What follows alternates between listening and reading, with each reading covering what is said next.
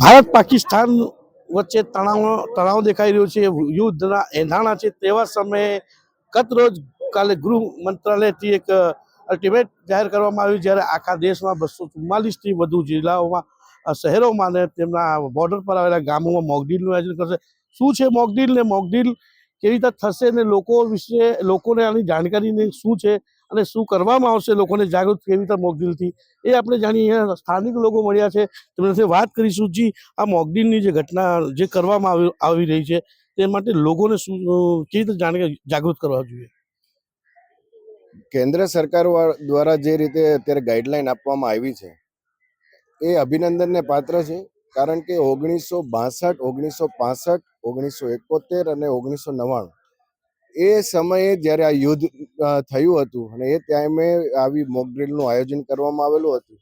પણ આજની જે પેઢી છે એમણે યુદ્ધ જોયું નથી, એને આ પ્રકારની કોઈ મોકડ્રીલ જોઈ નથી, તો એને ગભરાય નહીં એના માટે થઈને આ મોકડ્રીલનું આયોજન કરવામાં આવ્યું કે જ્યારે સાયરન વાગે છે ત્યારે આપણે કઈ રીતે એલર્ટ થવું અને જ્યારે યુદ્ધની પરિસ્થિતિ હોય છે ત્યારે આપણે શું સાવચેતીના પગલાં લેવા, એ તમામ આ મોકડ્રીલ દ્વારા સમજાવવામાં આવે છે. કે જ્યારે મિસાઇલ આપણા પર પડે છે, ત્યારે આગ લાગે તો આગ લાગે ત્યારે આપણે શું પરિસ્થિતિમાં રહેવાનું, જ્યારે મિસાઇલ બિલ્ડિંગ પર પડે છે તો આપણે બિલ્ડિંગમાં કયા સેફ જગ્યા છે, કે 4 કોર્નર છે તો એ 4 કોર્નર સેફ છે, કે જ્યારે આપણે ત્યાં બંકર્સ હોતા નથી સિટીઓમાં, તો બેઝમેન્ટ આપણું સૌથી સેફ હોય છે, તો એ બેઝમેન્ટમાં આપણે જવું જોઈએ.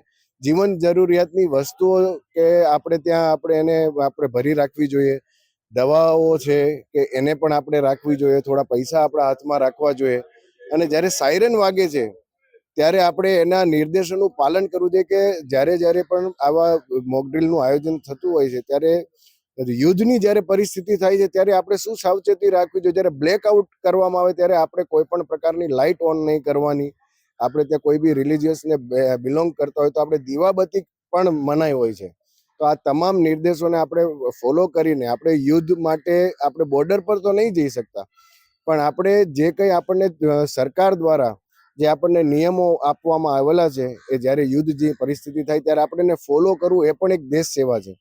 અને આપણે એમાં વોલેન્ટિયર તરીકે આપણામાં કોઈ સ્કિલ હોય તો એ સ્કિલ આપણી કઈ ટાઈપની છે કે એમાં આપણે લોકોને આપણે મદદરૂપ, કોઈને CPR આપતા આવડતું હોય તો એ લોકો એના માટે પણ એની એ રીતની દેશ સેવા કરી શકે છે.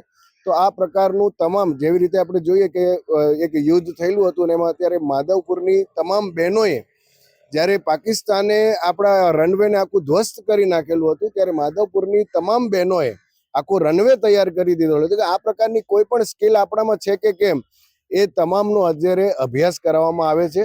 એ ખૂબ સારી બાબત છે અને આને કારણે આપણે લોકોમાં કંઈ ગભરાટ ના થાય એના માટેની આ તમામ વ્યવસ્થાઓ ઊભી કરવા સરકારને આવેલી છે. જી, શું કહેશો આવનારા સમયમાં જે યુદ્ધના તણાવ છે ને આ મોકડ્રીલની જે આખા દેશમાં કરવામાં આવી છે તેના વિશે શું કહેશો તમે?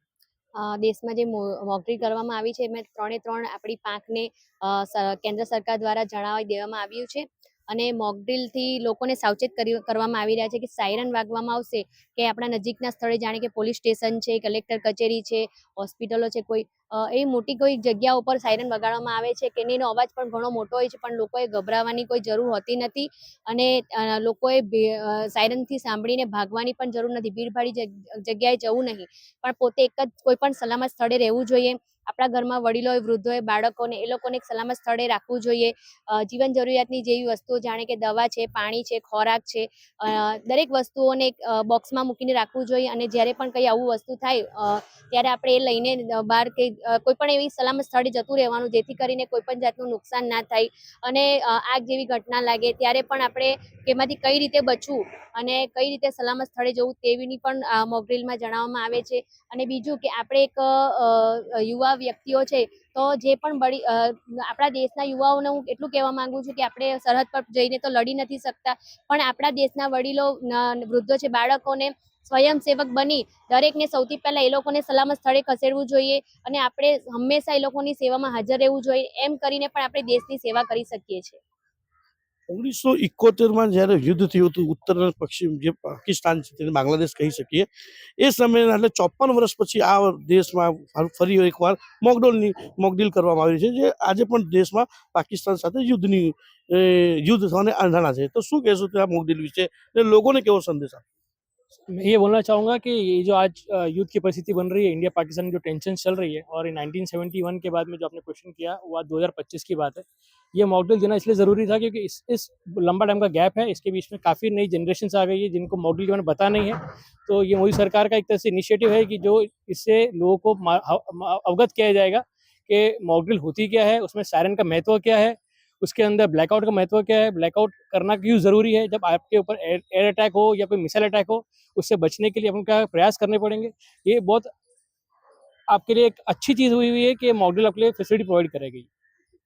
કેવી રીતે જોઈ રહ્યો છો આ મોક ડ્રીલની જે લોકો માટે જાગૃતતા માટે છે તેના માટે શું કહેશો તમે? હું એક જ વસ્તુ કહેવા માંગુ છું કે આપણી આર્મીને તો એકદમ ખૂબ જ સારી રીતે તૈયાર છે યુદ્ધ માટે, અને અમારા જેવા જે યુવાનો છે એ લોકો જે આ આટલા વર્ષોથી જે યુદ્ધ થયા છે એ અમે જોયા નથી. તો એની તૈયારી કઈ રીતે થાય છે કે કઈ રીતે તમારે સાવચેત રહેવું એ મોકડ્રીલ દ્વારા અમને જાણવા મળે છે. તો સરકાર અમને આ મોકડ્રીલ દ્વારા અમને યુવાનોને તૈયાર કરી રહ્યા છે કે યુદ્ધમાં કઈ રીતે તમારે સાવચેત રહેવું. શું કહેશો મોક ડ્રીલમાં જે સંકટમાં લોકો આ કોઈ ઘટના ઊભી થાય તેના માટે જાગૃત કરવાનો પ્રયાસ સરકારનો છે તેના વિશે તમે શું કહેશો? ને યુવાઓને દેશના લોકો માટે કોઈ સંદેશ? સૌથી પહેલાં તો કેન્દ્ર સરકાર અને ગુજરાત સરકારને ધન્યવાદનું પાત્ર છે કે આ મોક ડ્રીલનું આયોજન કરેલું છે. મોક ડ્રીલ એક નવી પેઢી માટે એક મેસેજ છે કે કઈ રીતનું સાવચેતી રાખવી, આપણે બધા જીવન જરૂરિયાત વસ્તુ ભરી રાખવી, જેમ કે પ્રાથમિક સારવાર માટે આપણે દવાઓ છે, અનાજ કરિયાણું છે, આ બધું ભરી રાખવું જોઈએ ઘરમાં.